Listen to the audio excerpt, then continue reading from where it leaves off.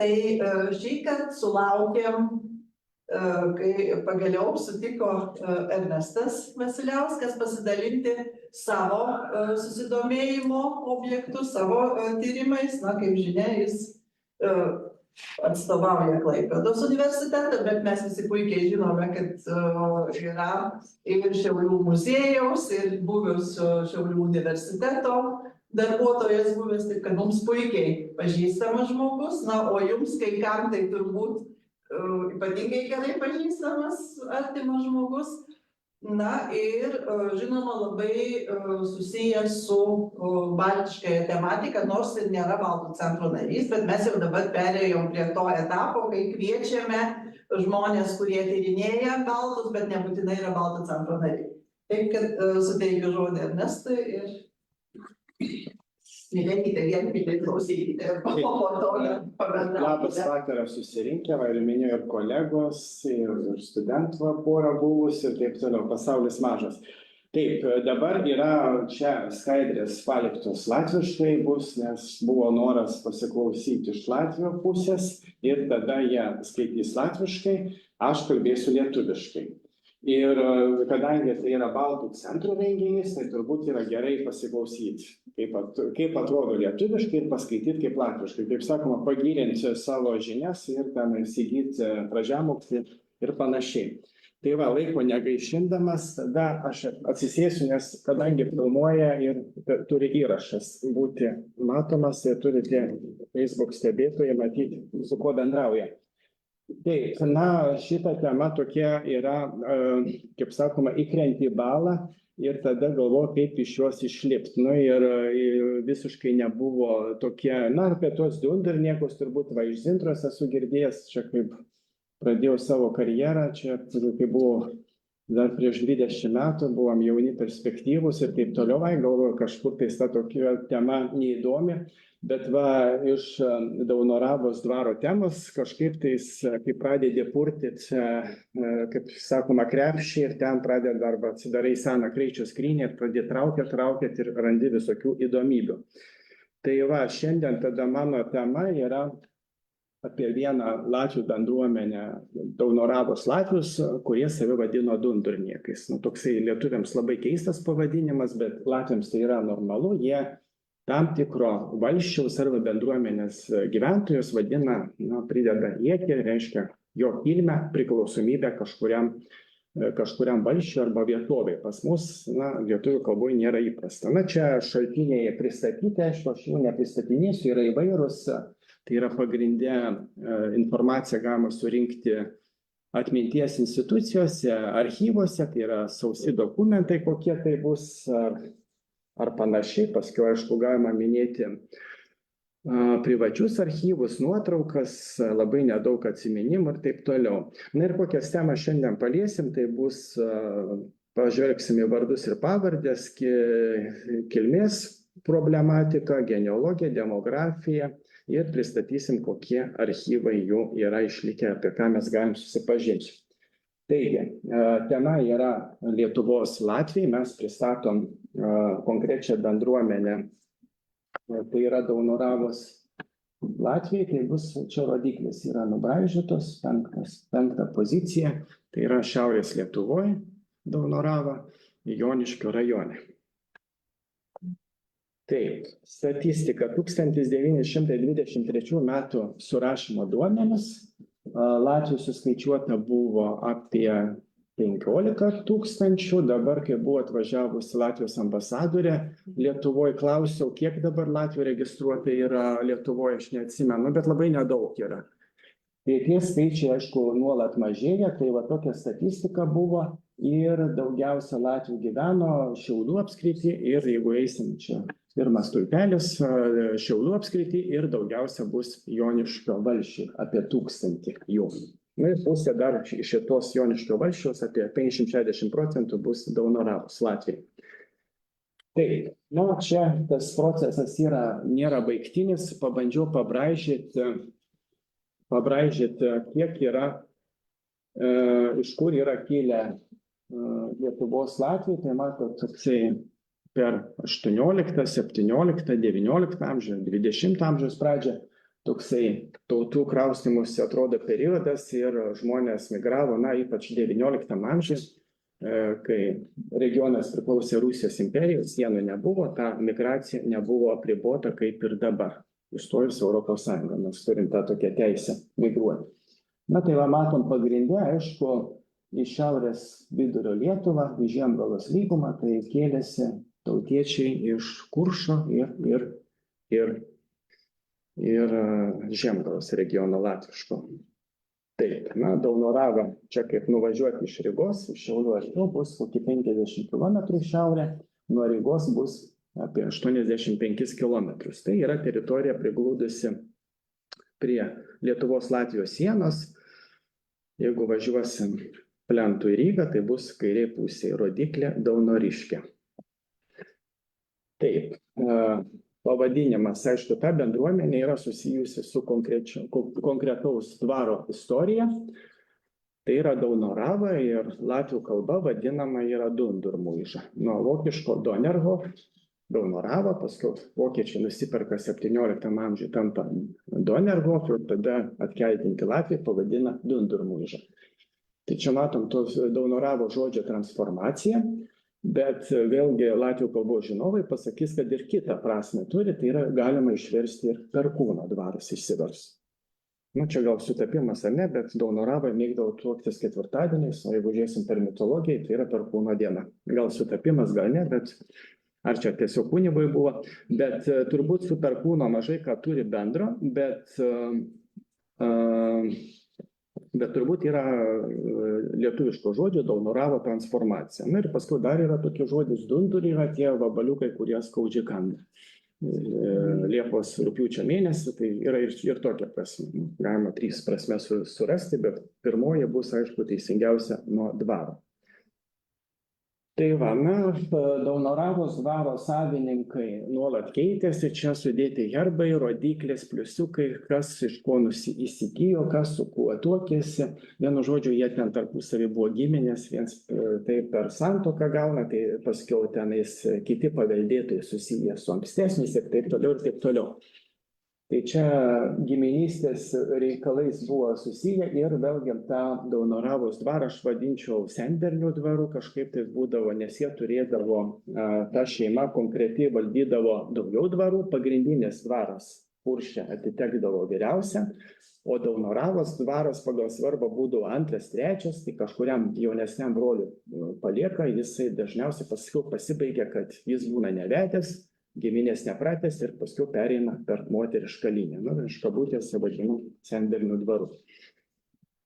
Taip, tada vėlgi, kodėl aš tuos įvedžiau vokiečius, baltvokiečių kilminguosius, grafus, baronus, todėl kad jie nuo 17 amžiaus nusiperka šitą dvarą.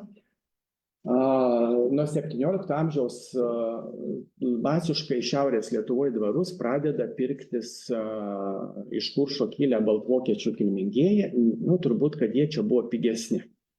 Mes nerasim analogiškai dvarų lietuvių nusipirktų Kurše. Galbūt todėl, kad tai draudė Kuršo įstatymai, o Lietuvoje nebuvo tokio draudimo. Ir tada tokių daugybę šeimų rasim, Gojasai, Riomeriai yra iš ten kilę, tie patys Landsbergiai yra irgi tokių kelių atėję, čia į Pakruojo kraštą, Grotusai ir visa kita. Mes tokį matom procesą iš šiaurės į pietus, ne atvirkščiai, ne iš pietų į šiaurę. Ir aišku, savininkai, kai kuriuose dvaruose matom, kad savininkai ne tik patys atvažiuoja su šeimos nariais, bet jie ir atsivežė visą valstiečių būrį. Ir tai būdavo ir šimtais, ir ne 100 atvežta. Kai kur tik tai keletas, bet kai kurie dvarai buvo, kur pasikeičia kardinaliai gyventojų sudėtis. Tai va čia yra šitas Daunoravos atvejis iš tų, kai 17-18 amžiuje pasikeičia visiškai etninė sudėtis gyventojų. Ir jeigu žiūrint inventorius, mes prieš tai randam lietuviškas pavardės, o paskiau jau turbūt čia yra paveikslas iš Vilniaus Švento Petro Povilo bažnyčios, po Maro, Didžio Maro, masiškai išmirus valstiečiams, dvarų gyventojams, turbūt ištuštėjusius dvarus buvo atkeldinti laisvi valstiečiai iš Kuršo dvarų. Nors dar kita priežastis būna nurodoma kaip antai Žeimelė 18 amžiuje, kad klopmanai į Žeimelę atkeldina Latvių valstiečius, liuteronus, kurie buvo, turbūt vis tiek pagal tikybą artimesni, tam, kad pakelti žemės ūkį. Bet turbūt čia ne dėl žemės ūkio pakelimo buvo priežastis. Kurše baudžiava buvo žymiai sunkesnė negu Lietuvos teritorija, mes Lietuvos teritoriją, tarkim, Žemaitijom turim ir netgi pusę valstiečių buvo laisvųjų, kas buvo neįmanoma Kuršo teritorijoje. Kuršo pusė buvo baudžiava sunkesnė.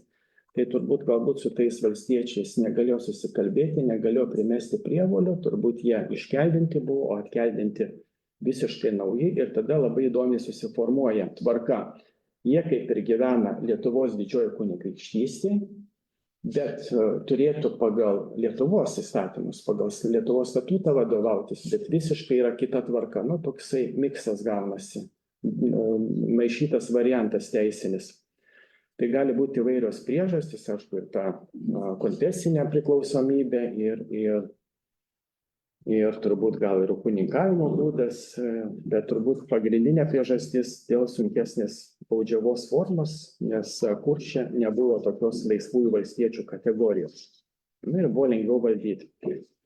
Tai va, dabar apie etninę sudėtį iš XIX amžiaus labai mažai yra informacijos, nes tokių surašymų mes Rusijos imperijoje turim tik tai 1897 metais, tada ir apie Šiaulių etninę sudėtį sužinom. Bet tarp dvarų dokumentų yra suskaičiuojami dvaro žmonės pagal jų konfesinę priklausomybę. Tai va čia matom, kad Daunoravos dvare dauguma buvo liuteronai. Tai galima jau manyti, kad aišku dauguma latvių tautybės ir vienas kitas vokiečių. Ir taip pat, aišku, buvo ir dvare pagal pavardės matom ir lietuvių, kaip antai Trumpulis ir kitos, Šukys ir kitos pavardės, tai galima manyti, kad prie katalikų buvo priskaičiuoti ir lietuviai. Tai čia yra XIX amžiaus vidurio statistika. Taip, čia visos tos lentelės nepakomentuosiu, čia tik tai pasižiūrėkit, kokie yra pavardžių įvairovė, bet čia yra suskaičiuota iš knygų, bet išskirsim šitas. Taip, čia yra Daunoravos latvių pavardės, galit pasižiūrėti apačioje, yra jau tos, kurios dažniausiai minimos. Tai dabar apie, kaip sakiau, labai įdomi padėtis susiklosto. Atrodo dvaras Lietuvoje, bet visiškai kita tvarka yra. Lietuvoje mes pavardės jau turim nuo 16 amžiaus, tai yra normalu. Kurše įvestos pavardės yra tik tai 1834 metais. Iki tol pavardžių nebuvo. Tai va čia ir Daunoravai yra toks įdomi situacija, kad jam reikia kažkaip surašant revizijas, jam reikia kažkaip pritaikyti dvigubą teisę. Tai ūkininkai, tie, kas turi ūkius, duoda pavardę, turi, o visi gyventojai dvaro neturi pavardžių. Toks rado tarpinį variantą tarp lietuviško ir kuršo. Tai va čia skirtumas būtų tarp lietuvių ir latvių, kad lietuviai turi tą tokį seną pavardžių paveldą, o latviai yra, mūsų broliai latviai turi šitas palikimas yra gerokai naujesnis, o jeigu pasižiūrėtume į Švediją, tai Švedijos pavardės įtvirtintos dar vėliau, XIX amžiaus pabaigoje, o Islandija ir dabar kai kurie turi pavardžių. Tai va, ir va čia yra pagrindinės pavardės, jų yra labai nedaug, tai yra pagrindė ūkininkai. Matom, pavyzdžiui, čia ir Bulis, paskui vienoje buvo diskusijoje, Bulis čia gali būti susijęs su Šiaulių bulėnais ir taip toliau, turbūt ne. Dabar kokia yra latvių pavardžių specifika, dar kas yra skiriasi. Jos yra gyvūninės kilmės, tai galim ten pamatyti ir paukščius, kaip antai starks gali būti ir gandras, ir stiprus iš vokiečių kalbos. Paskiau va čia matom paskutinė pavardė. Ūkininkai Dūmai pasikeitė pavardę į lotiškas, reiškia iš lenkų kalbos išvertus bus latvis. Paskiau, kas ten dar yra pavardė labai įdomi, Saulė, matot, vienas senesnių, Bajoras, Bajars, jau grofiniškų ir taip toliau. Yra Gailis ir visa kita, tokių yra augalų, krūminės bus ir taip toliau, briedis, reiškelnės ir taip toliau. Ir kai davė pavardės 1834 metais, tai buvo išleistas žinynas, rekomendacijos, kokias pavardės duoti. Tiesiog ne pats susigalvoju, bet pasižiūri sąrašą, įsirenki arba tau išrenka. Tai va čia yra Daunoravos dvaro Latvių pavardės. Na, dabar čia žemėlapis aš pabandžiau padėlioti pagal pagrindinės pavardės Latvijos teritorijoje. Yra viena tokia versija, kad pavardės latviams duotos irgi pagal sodybų pavadinimą. Jeigu ten gyvena tam tikroje sodyboje, šeimininkas daug metų, kelios kartus jis gauna tą pavardę. Ir aš pabandžiau analogų pažiūrėti Latvijos teritoriją, bet sunku pasakyti, ar čia pagal tą galima kilmę nustatyti, ar ne. Na, kai kur yra sutapimai, štai čia ten Kuršio šiaurinėje dalyje. Apibrėžtas, iš kur paskui spėjama atsikėlė, kai kuriuos sutapimus galime žiūrėti, bet aš manau, kad šiuo atveju pavardžių kilmę sieti su konkrečios sodybos kilme Latvijos teritorijoje yra sudėtinga.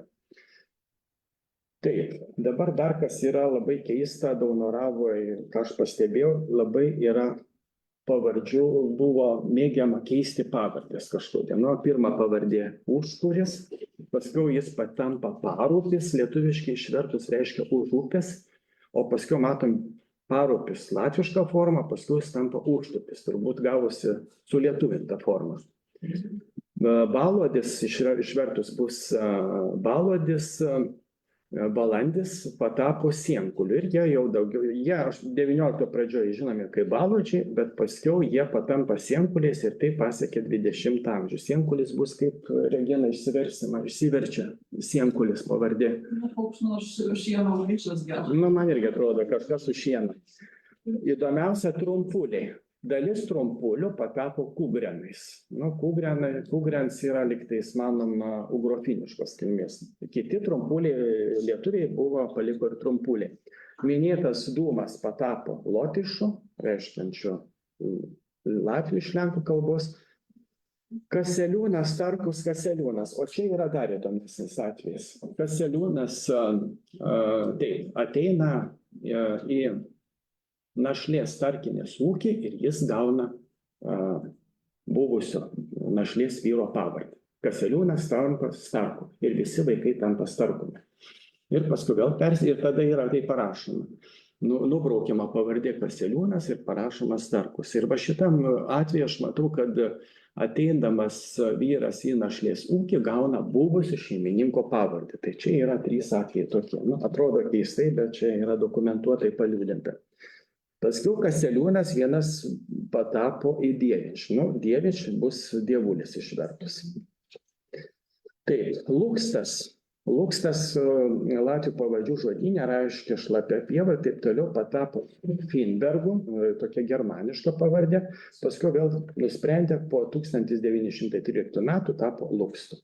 Vėlgi, Petrovičius buvo tokia, jau matom, slaviškos kilmės pavardė.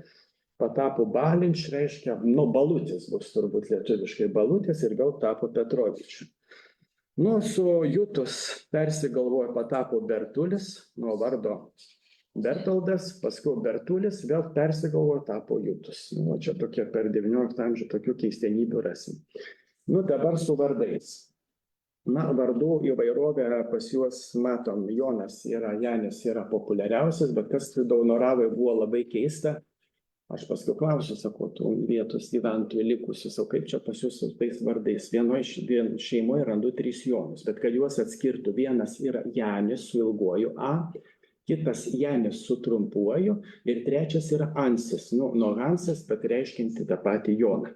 Tai yra šeimoje 3 variacijos, bet esu matęs ir paskui man atrodė keista, sako, čia pas mus taip įprasta, sako, kad populiarus vardas ir taip toliau, bet toks skirtumas. Tai čia vyrų vardai, aišku, pirmas Jonas, Martynas, Dovydas, Karolis, lietuviškai sakau, Mykolas, Juris, bus Jurgis, taip toliau. Taip, dabar kaip su vardais, matot pagal laikotarpius, kada jie populiariausias, Tai va čia paskutiniai stulpeliai atsiranda XIX amžiaus pabaigoje vardų modernizacija. Atsiranda visokių Teodoras, kaip antai Kryšėlis, mano bendravardis Ernestas, Atas ir taip toliau, taip toliau. XIX amžiaus pabaigoje atsiranda, fiksuojant vardų modernizaciją, turbūt gali būti susijęs su kunigu, nes kaip tik tuo metu pasikeičia parapijos steigėjas, čia kuris irgi Šiauliuose buvo bažnyčią pastatęs, arba turbūt tie patys procesai atėję iš Kuršo, iš Livonijos ir tada mes visiškai dingsta senieji vardai kaip tie Janė, visa kita ir atsiranda kaip Teodorai, anksčiau neįprasti. Pažiūrėtume pas katalikus. Bent aš iš savo patirties, tai pas mane visos Onutės, Promotės ir kitų vardų nerasime iki pat 40 metų. Nekūrybingi buvo lietuviai vardų prasme. O čia matom nuo XIX amžiaus pabaigos, o čia matot, kur stulpeliai žemesni, bus nuo ir Friedrichas ir taip toliau, ir Gedertas, Andrėjus ir kiti. Tai būtų nuo XIX amžiaus pabaigos. Kaip su moterim reikalais, tai vyrus aptarim, dabar su moterim. Moteris, matot, pirma vieta Ana arba Ona, antroji vietoje yra Luizė, Lyzė, Trynė bus Kotryna latviškai, Dartė, Dorotėja ir taip toliau. Ir čia lygiai tas pats su vyrų vardais, mes matom XIX amžiaus vardų modernizaciją, ten dingsta Anos, visa kita atsiranda Lina, Natalija ir taip toliau, ir daugybiniai vardai po 2, 3, 4.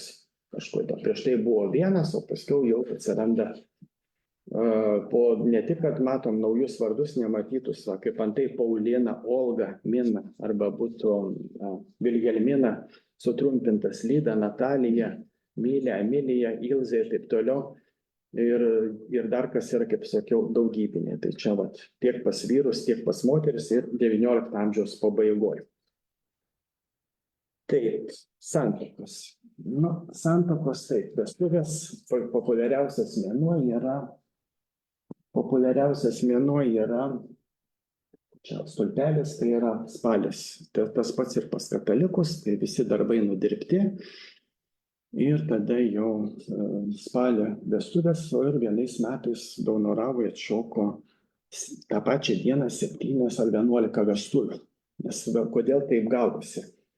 Kunigas turėjo aptarnauti didžiulę parapiją. Čia, šitoje gatvėje, kur universalinė parduotuvė pastatyta buvo Distono bažnyčia, paskiau Joniškė, Žagariai, Alkiškios ir nebuvo. Visa ta didžiulė parapija nuo Mažeikių iki Tytuvėnų, iki Radviliškio turėjo aptarnauti vienas kunigas.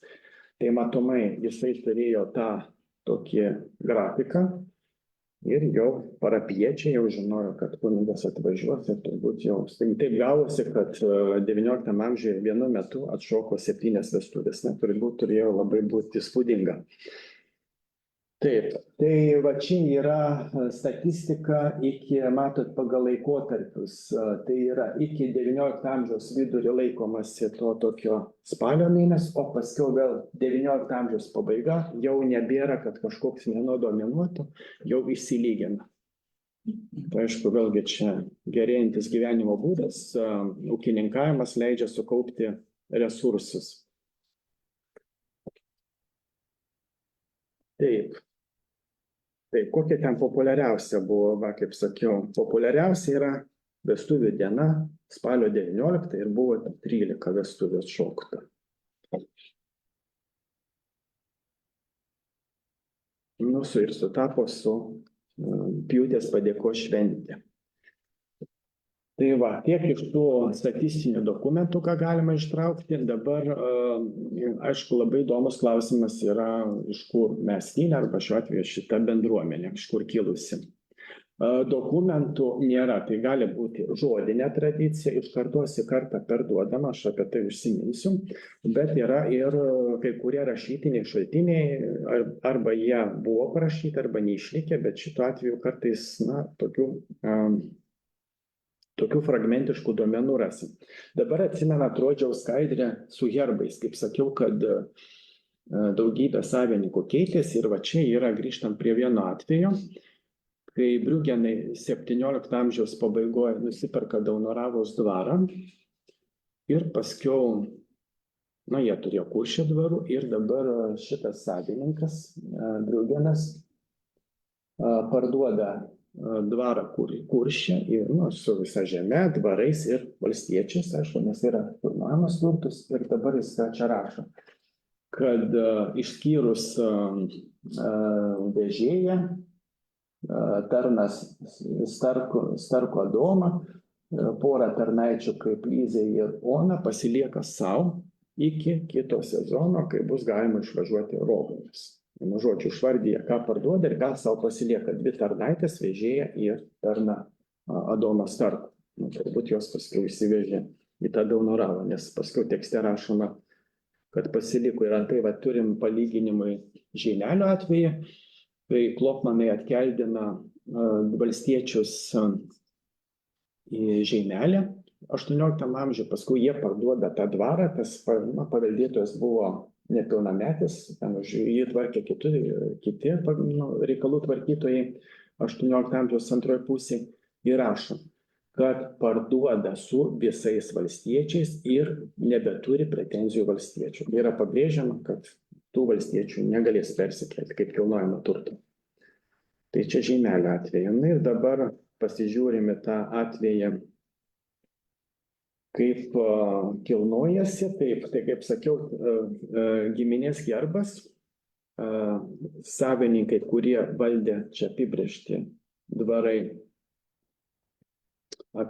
jų dvarai Kuršė ir jų kelias į Lietuvą. Ir paskui aš tą klaustuką uždėjau, turbūt galima manyti, kad minėtos Starkų giminės kelias buvo atėjimas iš tų dvarų Kuršė.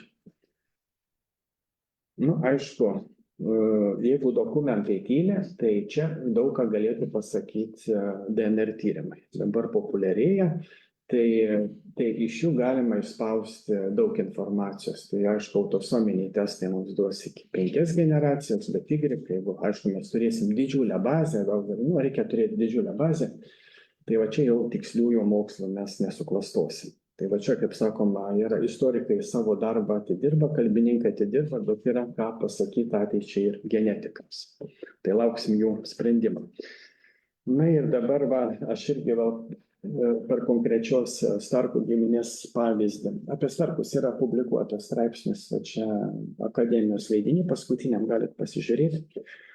Bandžiau pažiūrėti paplitimą pavardžių Latvijos teritorijoje, nes pas mumis irgi Starkus yra, žinot, viena televizinė žvaigždė ir ne, bet čia nieko bendro neturim. Tai bandžiau pasidėlioti geografiškai ir tuos dvarus prieš tai rodžiau, nesigauna man ten tų, gal ten kai kur gaunasi, kai kur ne, bet aš nematau ryšio, kad pagal pavardės, pagal jų paplitimą būtų galima nustatyti kilmę. Taip, čia, kas domitės, yra Latvijos šūsvardį, yra išleistos knygos, visi regionai ir, man atrodo, jau sukelta internete. Kaip ir mūsų lietuviškas pavardės pagal 1959 metų surašymą galima surasti, taip ir šias. Taip, čia keletas dokumentų. Čia yra keletas dokumentų, kaip aš minėjau, kaip yra keičiama pavardė. Tai va čia yra tas lapas ir paskiau išskirtas fragmentas, kur sakiau, kur yra išbraukiama pavardė. Kai išbraukiama pavardė ir jis pakeičia ir įgyja naują pavardę. Tai va čia yra sielų revizijos, labai geras dokumentas, ten daugybė pastabų būna prirašyta, iš kur atkeldintas, kur perkeltas, pabėgo iš ūkio, jo ten padėtis ir taip toliau, toks vertingas šaltinis. Ne visur gerai išlikęs, bet Daunoravos atveju yra išlikę labai neblogai.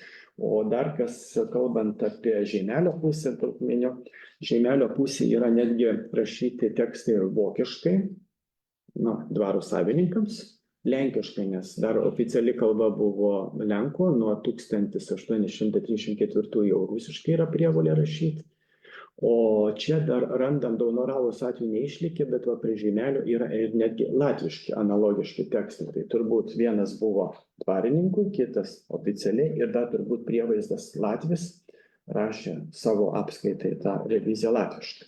Yra ir tokių dokumentų, kur randam ir latviškai tekstų rašytų. Taip, na dabar dar kas yra, kokia specifika Daunoravos, ne tik vardai, pavardės ir kilmė, bet ir tikyba, bet yra dar kas ūkis, labai skiriasi ūkininkavimo būdas, tai Latvių ūkiai buvo labai dideli, 15-20 žmonių buvo, normaliai. Jeigu mes pasižiūrėtumėm tas pačias revizijas Lietuvoje, būtų 6-8 plius minus, o čia Kuršo ūkiai būdavo tokie, vidurkis yra 15-19, Daunoravo, kaip sakiau, neiškrenta iš konteksto Kuršo, kur turėjo dvi sistemas suderinti, lietuviškai ir Kuršo. Tai čia mes matom tuos Kuršo stambiuosius ūkius ir iki 20 žmonių ir panašiai. Tai va čia matot stulpeliai surašyti yra žmonių skaičius, tai yra namiškiai, būtų tarkim šeimos nariai, paskiau namiškiai, samdiniai visa kita ir bendras skaičius. Tai va nuo 15 iki 22. Paskiau yra vidurkis amžiaus. Visuomenė buvo, aišku, gana jauna, mirtingumas didelis. Dar ko nepasakiau apie vestuvės. Jeigu lyginsim su lietuviais, tai Latviai šiek tiek tuokėsi jaunesnio amžiaus. Kuo toliau į rytus, tuo tuoktuvės būdavo jaunesni tuokėsi. Tarkim, Rusai visai jauni tuokėsi, Latvija yra šiek tiek irgi prie to jaunesni. Lietuviai jau palaukdavo šiek tiek brandos ir taip toliau. Tai va čia Daunoravos atveju mes matom, kad jaunųjų amžius yra šiek tiek jaunesnis negu aplinkui gyvenančių lietuvių. Taip, ką čia dar galima pakomentuoti? Taip, ūkius paminėjau, čia stulpelį apačioj kairiai pusėms, tai yra vidutinis amžius, kaimuose ir bendras ir pagal metus. Taip, vėlgi dar kas yra įdomu Daunoravos atveju, tai kad čia turbūt ta vokiška tvarka, tas pedantiškumas. Labai daug yra dokumentų, kur surašyti. Yra valstiečių ūkiai, surašyta jų ne tik pastatai, gyvuliai, kiek laiko, kiaulių, karvių ir taip toliau, bet ir surašyti, aprašyti trobesiai ir jų vertė pinigai. Čia turbūt tas vokiškas pedantiškumas lėmė, kad palikti aprašymai. Tai dabar ką mes matom Daunoravoj 19 amžiaus vidury? Nė vienos dūminės pirkios. Eičiau aš į savo tą protėvio žemę Tauragės kraštą. 1930 metų valsčiai veda statistiką, 80% dūminės pirkios. Tai 100 metų skirtumas, tai va čia matom tuose Latvių kaimuose dūminių pirkių nėra, o Lietuvos aplinkiniai kaimai dar dūminės pirkės sėkmingai naudojo ir vieną tokią galite eksponatą pažiūrėti Kleboniškių buities muziejui. Vieną dūminę pirkę iki 1980 metų sėkmingai naudota, nes šeimininkė buvo įsitikinusi, kad per kaminą išeina visa šiluma. Kaminas yra blogai, todėl jo nereikia. Dūmai ten nusėda, visa kita, bet dūmai irgi turi pliusą, kaip sakoma, ir blusas nebesiveisa, ir mediena impregnuoja. Kaip sakoma, kas ką įžiūrės. Tai va, čia yra surašyti ūkiai. Kas yra įdomu, tai šituose dokumentuose aprašyta, tarkim, pirtis yra dalinasi keturi ūkiai viena pirtim dalinasi arba klojimais, tai yra aprašyta. Šitą pirtį dalinasi tas ir tas ūkis, turbūt kažkokia tvarka, ne kiekvienam buvo, bet yra pirtis minimos ir kokie. Latvių pirtis yra aprašęs ir kiek atsimena Robertas Sėlis savo romanuose.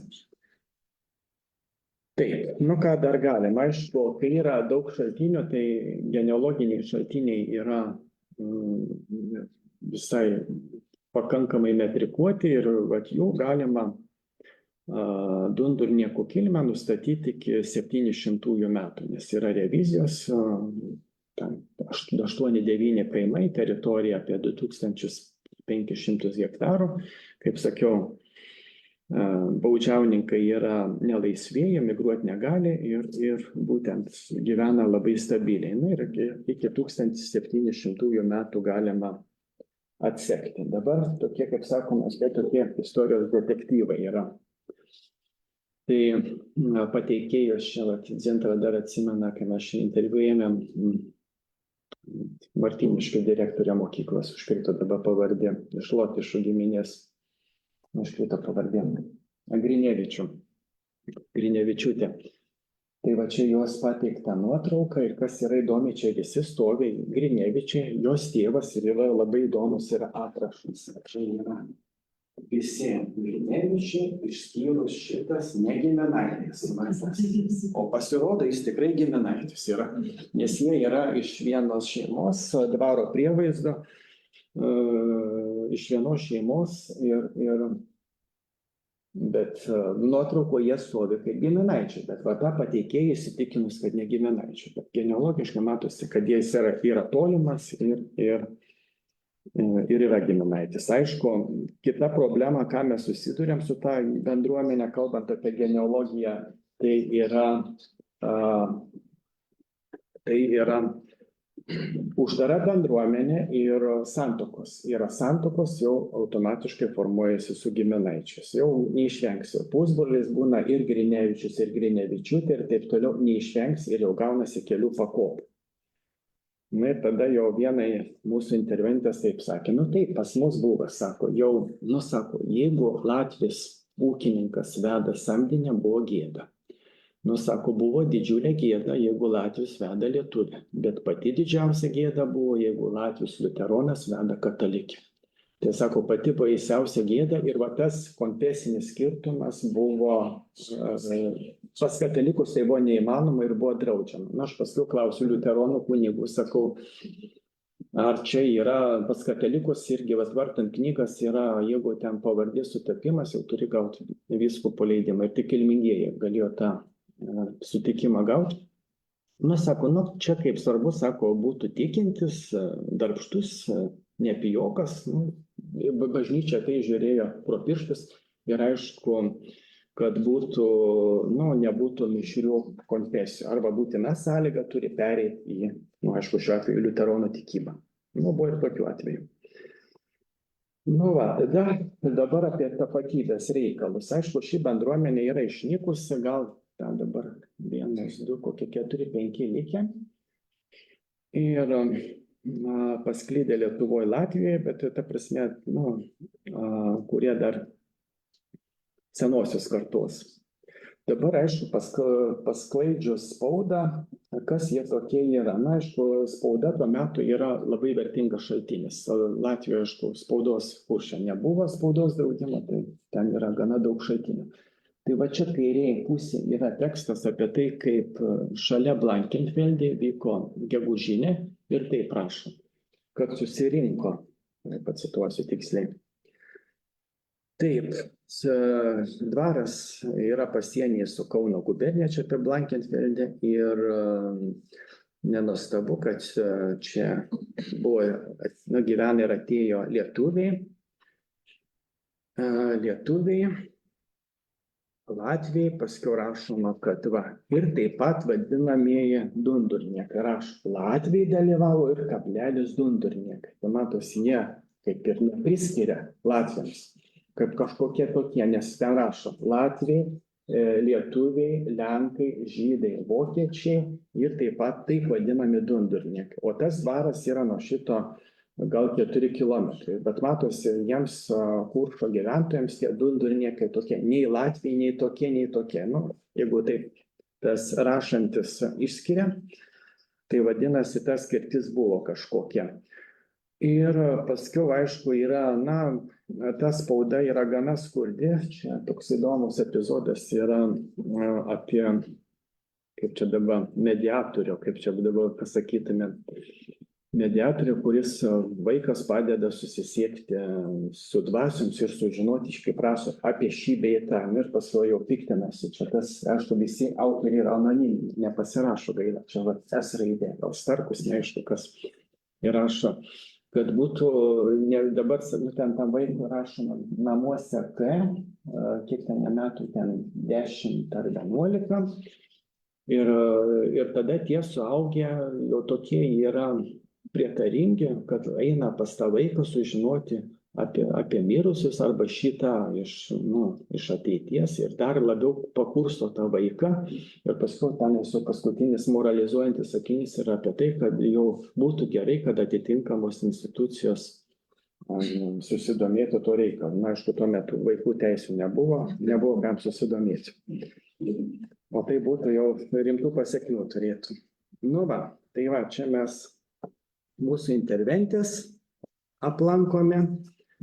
Jo, šitas labai įdomus atvejis, kaip čia sakoma, tas pasaulis yra mažas. Čia atvažiavom į svečius, Jelgavą atvažiavom pas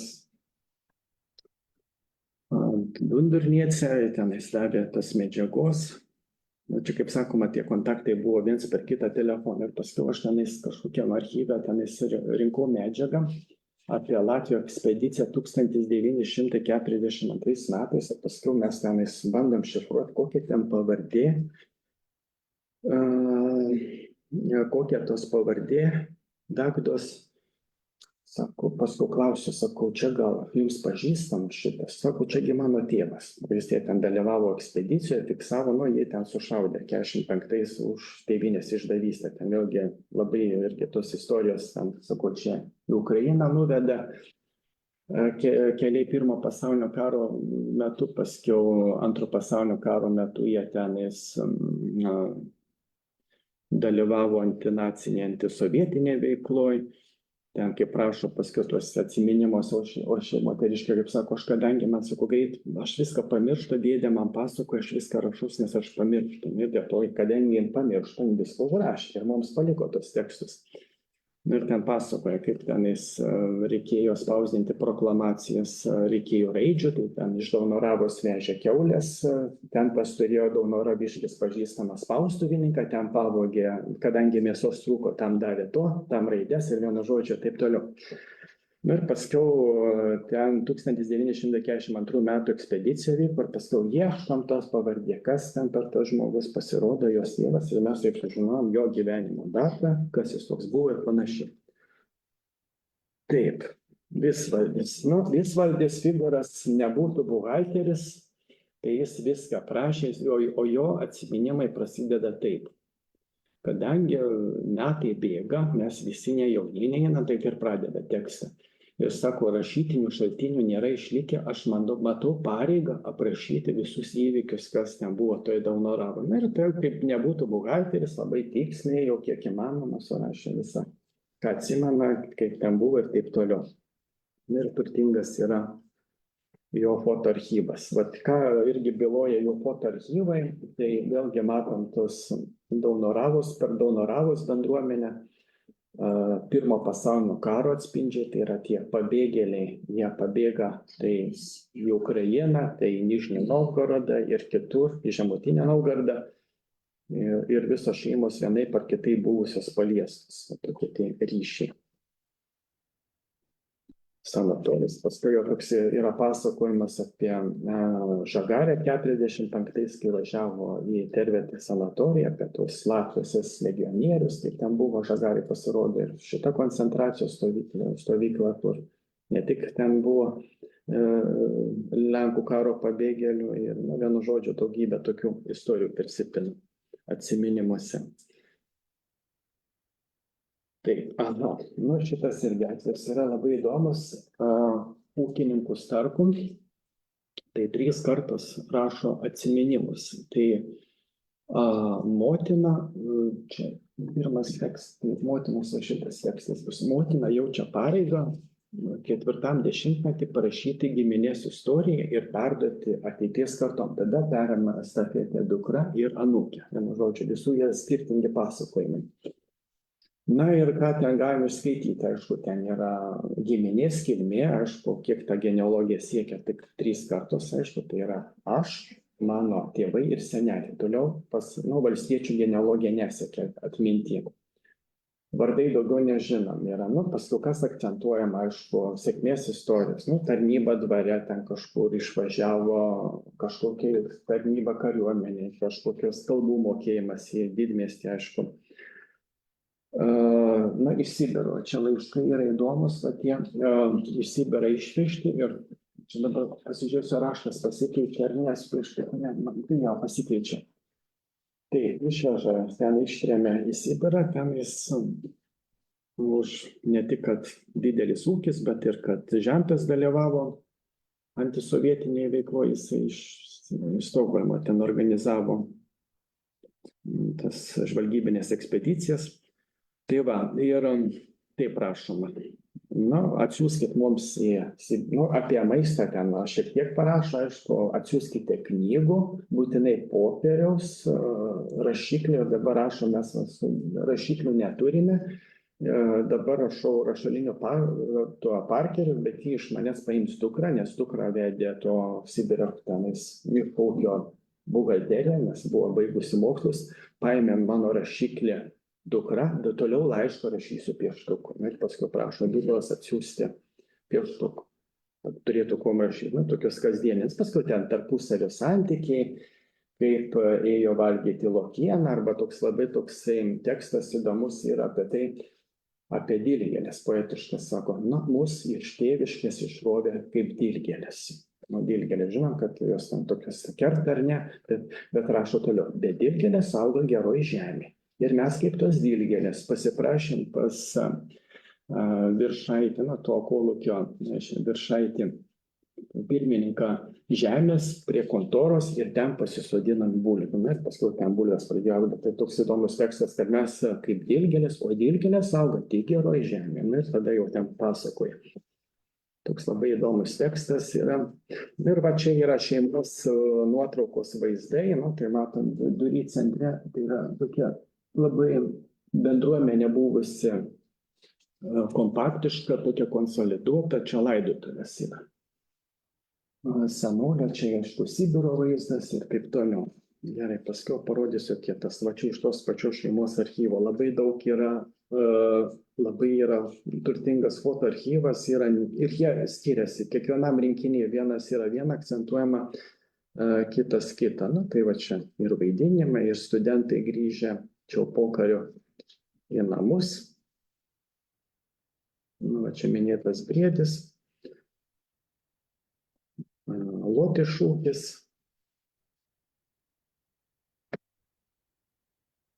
Nuotraukas suskaitmenintus galima rasti Šiaulių aušros muziejaus rinkiniuose. Įvairių nuotraukų, kaip sakoma, nuo vestuvių. Laidotuvių mažiau. Dabar dar kas yra įdomus, pažiūrėsiu keletą, štai šitą. Taip, laidotuvių yra įdomių nuotraukų, tai manęs paskaitoj klausia universitete. Šitas dalykas yra. Ilgai ieškojau, bet radau. Ten tokia matot kaip vonelė, skardinė ir stiklas uždėtas. Tai yra Prūsijos lietuvius nebuvo paplitę.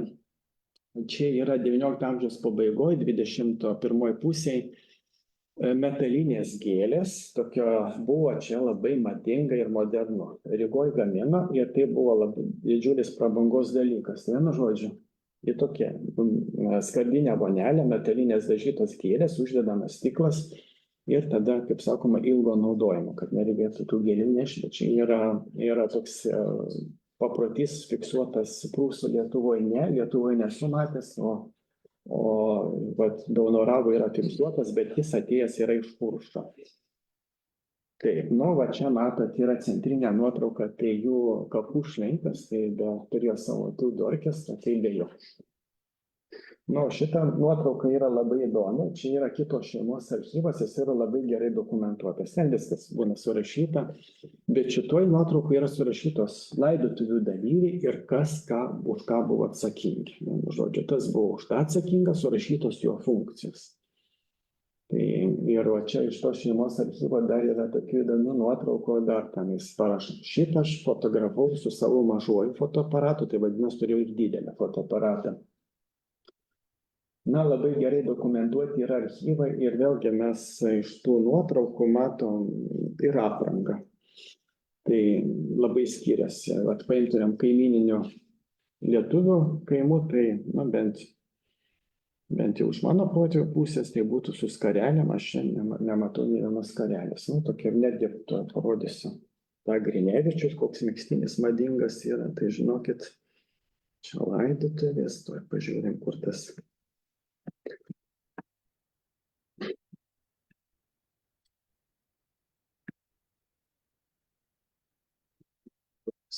Vienu žodžiu, megztiniai tokie madingi ir dabar, žinokit, Saulės mieste reiktų paieškoti, ne visada būna. Taip, va, nu va, tarkim, sodybos. Vėlgi sodybos matosi, gerai vertinti ūkiai, namai mūriniai, moliniai ir visa kita. Ir Šiaulių aušros muziejaus 1949 metais atvažiavusi ekspedicija nusivylė, sako, čia viskas taip modernu ir nieko vertingo nėra išlikę, nu, to prasme, senų trobesių ir visa kita. Aišku, dabar šito mes vaizdo nematysim, nes viskas po melioracijos nugriauta. Nu, va, čia turbūt jo, va, tas senelis, čia, bet su to megztiniu čia atvažiavęs yra žentas iš Rygos su anūku. Su bitėm susiję. Čia yra vertėjo kairėj pusėj Kazio Dunco šeima. Jisai, vat irgi iš ten kilęs, vertė daug lietuvių literatūros tarpukario Latvijoje ir vesdavo, buvo laidos per Latvijos radiofoną apie Latvijos literatūrą. Tai vesdavo laidas, radau jo atestatą baigimo Joniškio Latvių vidurinės mokyklos, tai žinokit, trejetuką radau, dabar neatsimenu, iš lietuvių kalbos ar lietuvių ar latvių. Nu, tai vat įdomu, sakau, trejetukas, o vertėjas buvo. Ir vesdavo laidas apie lietuvių literatūrą. Kariuomenė, taip, dar bus tada. Taip, šitas prabėgom, bitininkystė. Nu, Latvijai, Lietuvos kariuomenė, savaime suprantama. Nu, va, tada dar grįžtam prie Starkaus ir kariuomenės. Kai Lietuva kūrėsi 18, 19, 20 metais ir buvo problema karininkų, kadrų trūko. Visų pirma, buvo draudimas po sukilimo lietuviams lenkams stoti karo mokyklas, kad nepasiruoštų kadrams. Kita priežastis buvo, kad ir patys lietuviai ir lenkai nestojo į tas kariuomenės karo, nes tai buvo okupacinės valdžios simboliai. Tai va tada Lietuva susidūrė su didžiulė problema, trūko kadrų. Ir va, tarkim, generolas Kašė, gimęs Jonišky, Biržos gyvenęs, jis irgi užėmė gana aukštas pareigas, nes jis buvo latvių kilmės, bet jis buvo baigęs atitinkamus mokslus. Na ir va čia mes susidurėm su tuo Starku minėtu. Čia jau yra byla, Latvijos archyve saugoma. Ir va čia yra pabraukta įdomi vieta. Taip, na tenais jis paima mobilizuotas į Rusijos imperijos kariuomenę 1915 metais ir 1919 metais, kaip Lietuvos pilietis mobilizuojamas į Lietuvos kariuomenę ir kadangi mokėjo rusų kalbą, paskiriamas yra į Baltgudžių batalioną. Tokį turėjom, bet tada rašoma jo to asmens bylos, bet kadangi nemokėjo gerai lietuvių kalbos, jie atidavė Latvijai, tiesiog valstybė, jie perdavė Latvijai ir dalyvavo kovose prieš bermontininkus. Tai ką mes matom, kad ta nedidelė bendruomenė, nors ir gyvendami, kaip sakoma, lietuvių apsupty, su lietuvių kalba buvo sunku, kai nemokėjo kalbėti. Ir vat, irgi tie interventai sakė, kai uždarė latvišką mokyklą 1940 metais ir juos perkelė vaikus į lietuviškas, tai sakė, buvo labai labai sudėtinga, nes jie nemokėjo tiesiog lietuvių kalbos. Su ta integracija tuo metu dar buvo sudėtinga.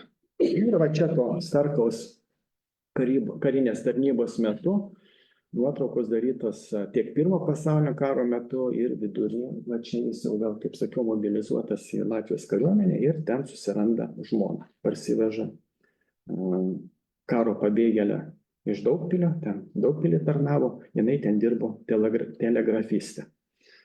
Grinai miestietė, ir paskui atsiminimuose rašo, kad miestietė iš Rygos atvažiavusi nemokėjo kaimiškų darbų dirbti. Tai sako, bet uošvienė jau buvo tokia gerai išmokė ir austi, ir ten maistą gaminti, vienu žodžiu, greit pritapo.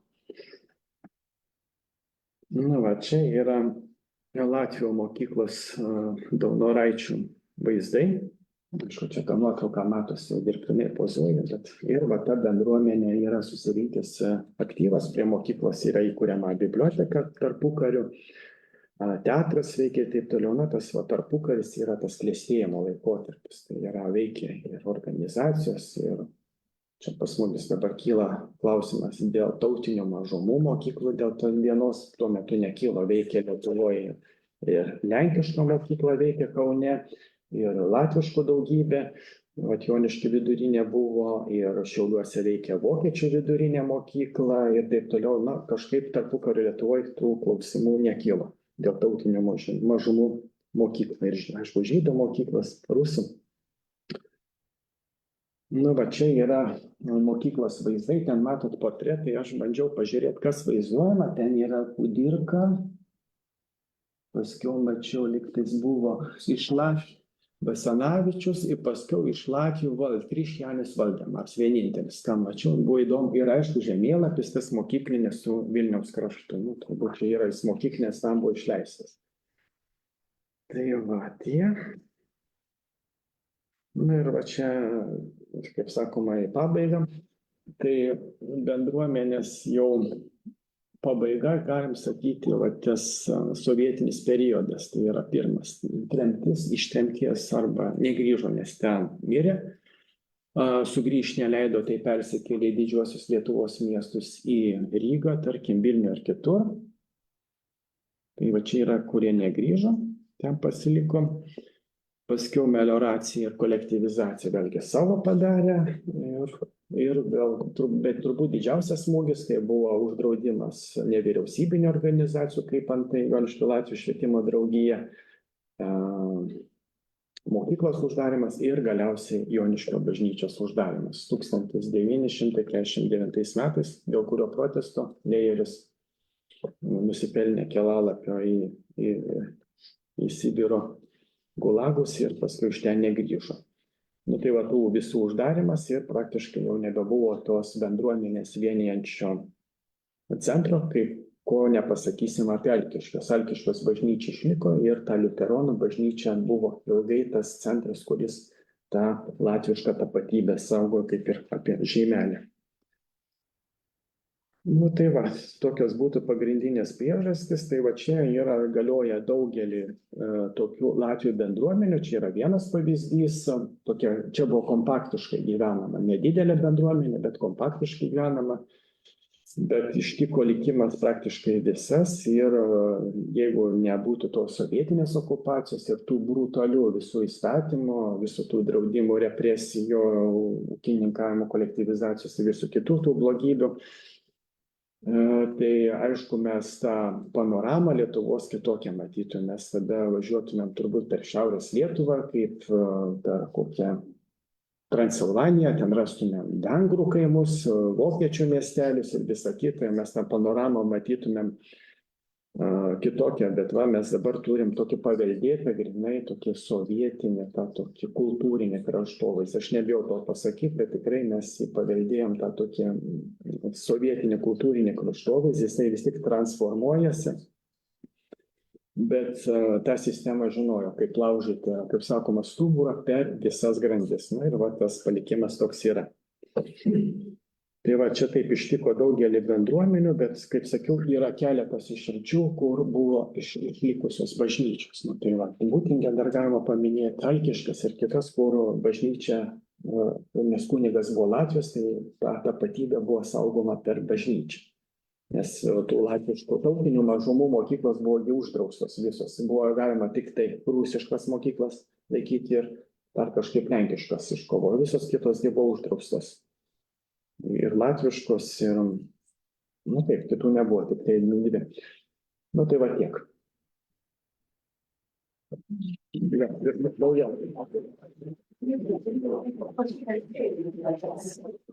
Tai prašom, kas klausia. Aš taip klausimą, o tas Gunterniuk vis tiek, kuomet dalyjasi teritorijos Lietuva ir Latvija, kodėl tu neprijungė prie Latvijos? Taip, čia gerai, bet buvo man irgi klausimas, aš vis pasižiūriu tą žemėlapį, gal čia turėjo būti tas veiksnys suveikęs, matos. Kaip prie Žeimelio, ten didelis gabalas prie Žeimelio, Ukrė prijungti ir kiti, tai va, čia matom. Blankenfelde, kur vyko tie šokiai, paskui ten per laikraščius jie susipyko, ten kaip feljetonai jie atsirašinėdavo, dabar mes komentarus plėtėmės, ar ne, ten, kur nesutarėm, turim tą rubriką, o tuo metu per laikraščius viens kitam rašydavo atsakymus. Tai, tą ilgiau informaciją, kol suvaikščiodavo, dabar Facebooką paspaudė ir greitai. Tai va čia tas atvejis, kur vyko Blankenfelde, kaip sako, tai va matom sieną čia pat, vienintelis, kas skyrė kaimas, va šitas Vaineikių, vakar, kur rodė per panoramą, kur tas vilkas, tas šuniukus ten drasko, tai va čia tam kaime. Tai va kaip taip vakar Daunoramai rodė. Tai va čia tas turbūt, ir va čia toks startas buvo karališkoji ta Šiaulių ekonomija, tai turbūt Simpsonui kažkaip tais nepavyko to gabalo inkorporuoti ar kažkaip, bet jisai praktiškai yra kompaktiškai. Neprijungia. Ir nes va čia, va tas apskritimas, va tie visi kaimai, kaip šitas, Vitaučiai, Pročiūnai, visi tie buvo latvių kaimai, kaip ir turėjo būti siena taip iškirpta. Bet turbūt va tas ruožas, Spirakiai lietuviškas ir šitas tie kaimai turėjo įtakos, kad nebuvo prijungta prie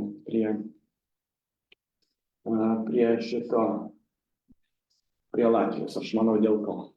Sunku pasakyti. Tiesa, dar Daunoravas susijęs su tuo, kad Šiaulių valsčių išmatavo Maškovskis valakais 1557 metais ir už tą darbą jam atidavė šitą valdą 2500 hektarų. Tai va su Šiauliais irgi susiję, nes kadangi visas Šiaulių valsčius buvo išmatuotas valakais. Už tą darbą jam dar užmokestį, tokia natūra, ne pinigais. Tai gal tokie jau buvo norma.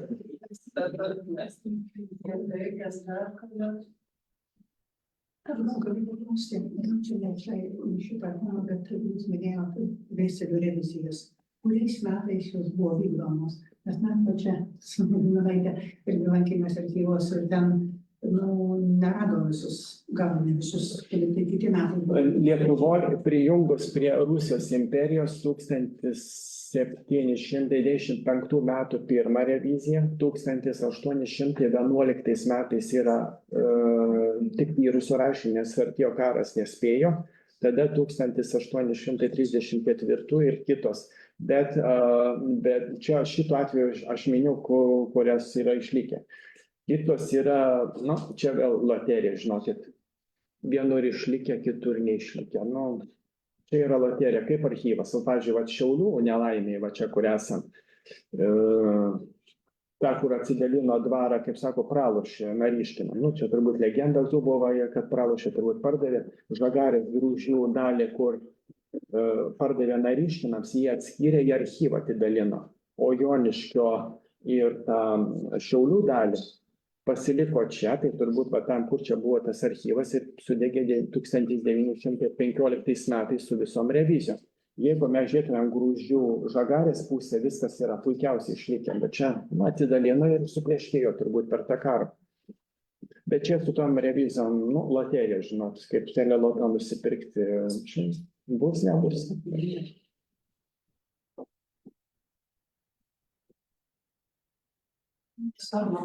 Ja.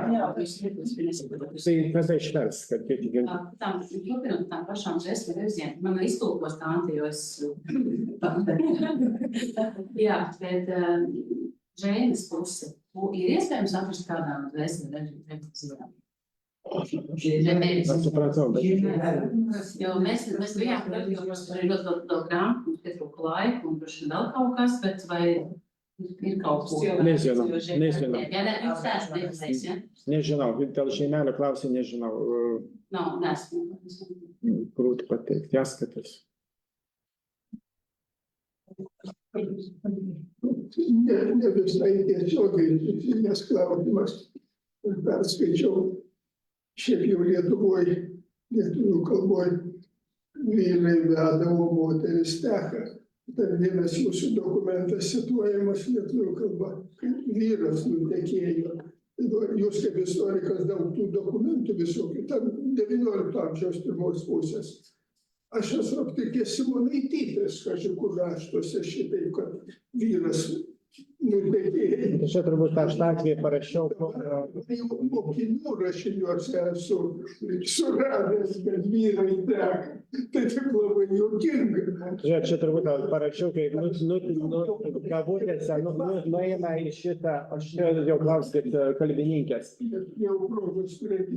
Čia turbūt turėjau omeny tas, kur, kaip sakiau, ateina į našlės ūkį ir gauna pavardę. Bet kai nueina, vis tiek gauna, ten būna, gauna jau tą vyro pavardę. Čia kažkaip, sakau, labai keista, bet gerai tie, kas Čia labai tinka. tie rašytojai, Nes pavardė pakeičia. ir tie rašytojai gerai, kad parašė. Labai logiška. Aš dar papildysiu, Ernestas čia taip tarp kitko pasakė, tarsi visiems tai būtų žinoma, kur tas yra straipsnis, bet straipsnis yra lietuviškai, tai tikrai galite apie tą Starkų šeimą perskaityti, ten nuotraukų yra. Tai galima, kas naudojatės internetu, tai galima įsivesti tokį adresą žurnalai.vu.lt ir ten reikia surasti tokį aktą Humanitarica Academia Saulensis. Pamatysit, jis yra sąraše praktiškai pirmas, kai atsidarai.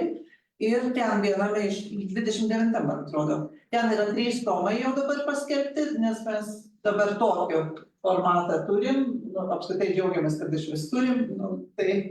Bet jie yra visai internetiniai. Ir ten, man atrodo, 29 numerį yra Ernesto straipsnis būtent apie Starkų šeimą.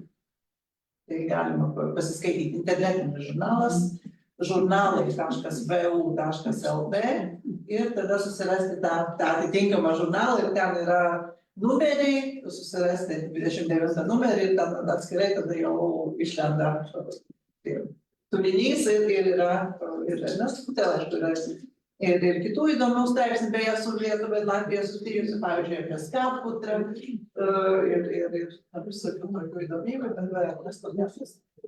Tai tas, ką mes turėjome mokslo darbus popierinius, kurie buvo Acta Humanitarica Universitatis Saulensis, dabar yra tokio formato elektroninio. Ar ten neklausė, nežiūrėt? Nežinau. Aš pažiūrėsiu, ten ar tų raštų nėra klausimų. Jeigu išeitumėm į tą zoomą. Aš galiu čia pasižiūrėti, tas Čia, Baltų centras ir ten turėtų būti. Čia posėdžio klausė, ne? Čia tik bendrinimas, komentarų nėra. Nėra klausimų. Bet dar prisijungti. Gerai, tai kas dar kokį gal klausimą? Čia tik atsivinėjau apie tas sąmonės.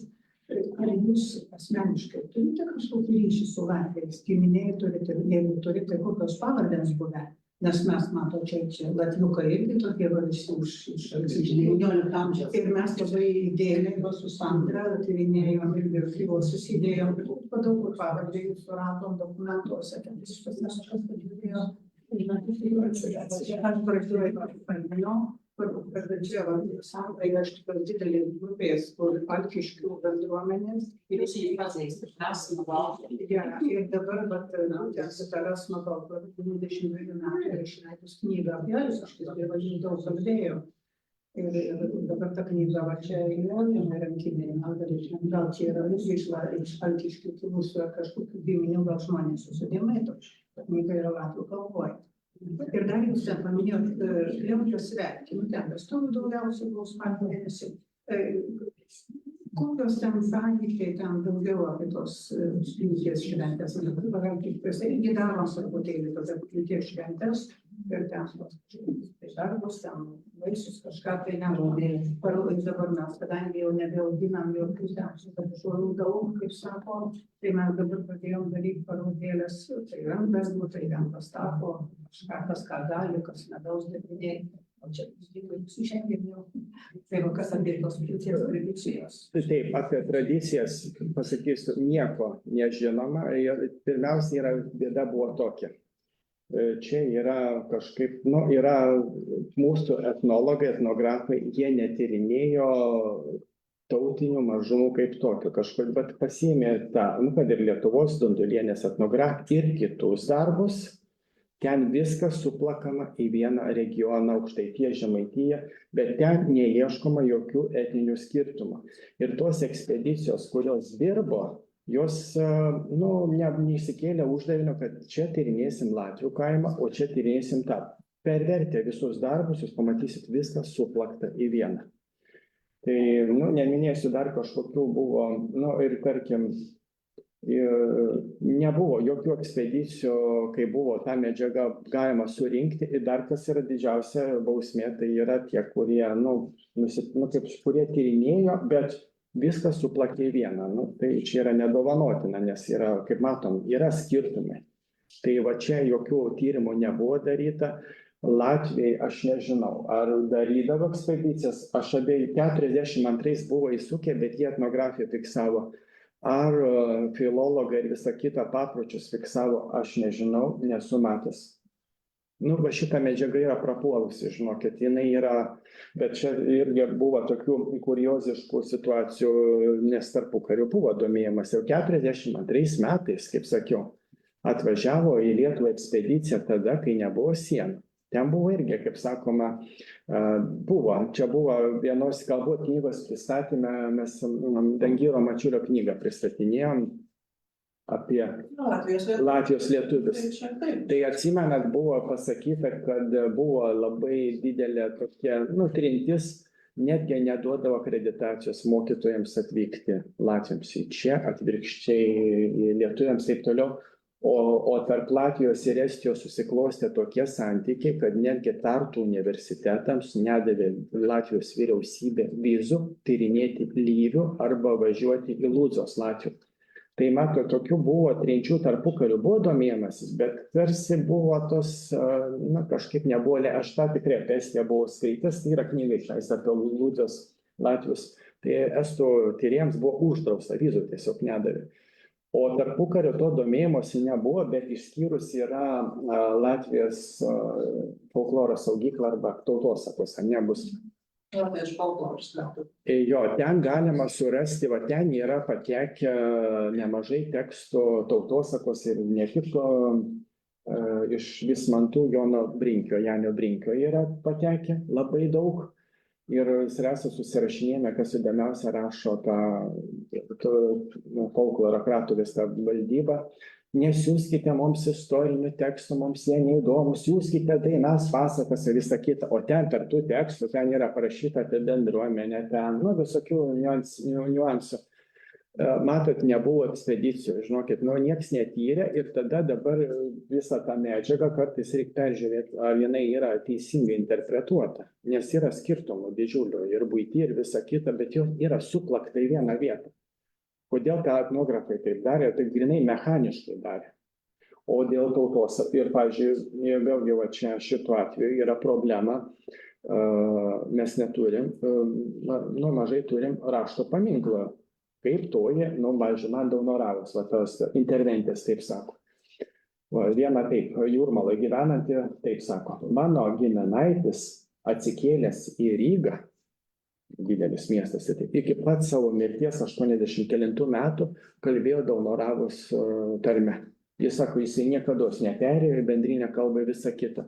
O kita interventė taip sakė, Joniškį nuėjęs į duonos parduotuvę. Davė pavyzdį, sako, duonos parduotuvė išgirsi iš Daunoravo šnekant, iškart suprasi, kad čia nuo Dundurmų įžas. Sako, atskirsi latvius iš Elijos arba iš Daunoravos, jo visai kita leksika, ten germanizmo daugybė.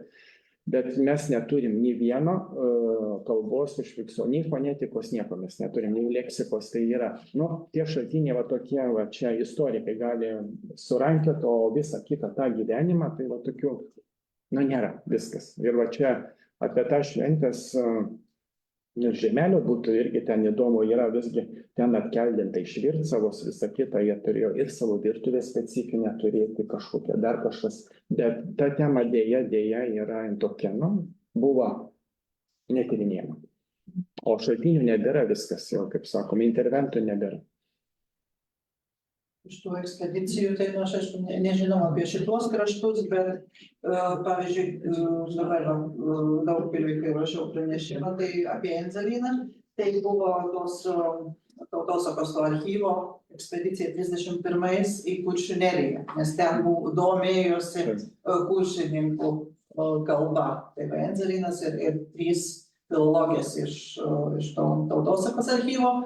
Bet tik tai tiek, kad paskautose komentaruose, kad ten daugiau vis dėlto rinko visokius etnografinius ir visokius kitokius, o tie kalbiniai duomenys yra nepatikimi, nes ten, ką išgirdo, ko neišgirdo, ką ten užrašė, ko neužrašė, ten visokių yra keistų dalykų, bet matyt, kad to etnografinio kažkokia ta medžiaga yra ir turėtų būti kitam folkloros ratoriui, tame archyve.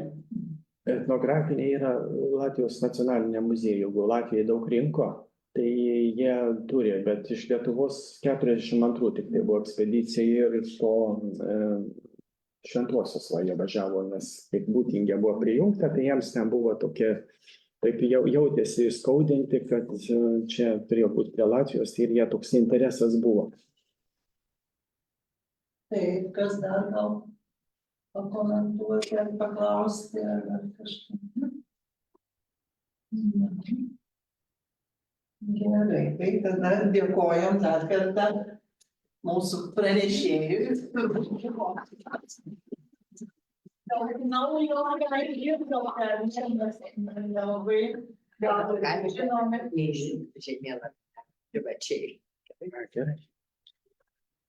Ačiū. Ačiū pirmiausia su laiką, už tas žinias, už patirtį, kurie čia su mus pasidalino. Ir dar irgi direktorė prašė padėkoti už pagalbą, kad kiek mums padėjot baltų kelią įrengiant. Tai čia irgi, bet jums magnetas atsiminimui su baltų keliu ir dar su akmenėliu ir puodelis. Ačiū labai, kad atvykot.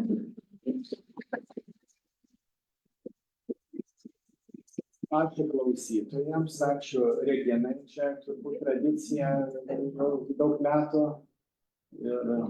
ir kad puoselėjama ta baltistika, kaip sakoma, ir įvairiom formom ir tikiuosi kažką naujo sužinojot, arba tokie, kaip sakoma, apmąstymams kažkokiu tenais čia.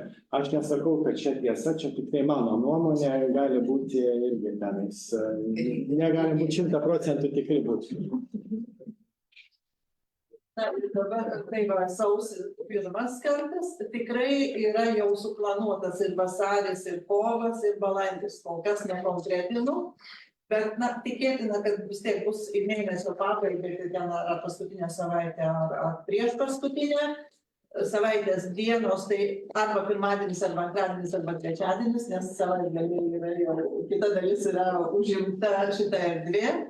Žinoma, bus ir skelbimų, tai tikrai žiūrėkite, kad Baltų centro nariai, kas UNESCO klubo nariai, tie gaus asmeninius, o kas domisi viešai, tai visada yra Šiaulių krašte renginių tame sąraše.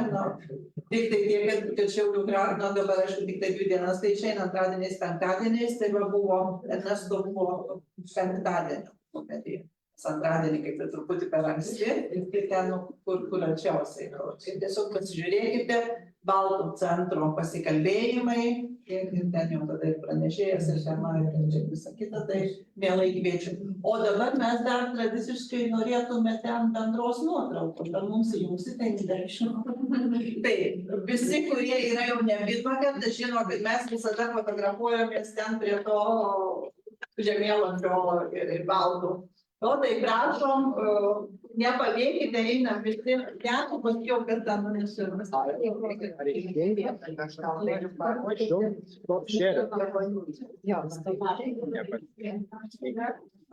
Tai jūs čia tik nešiukas.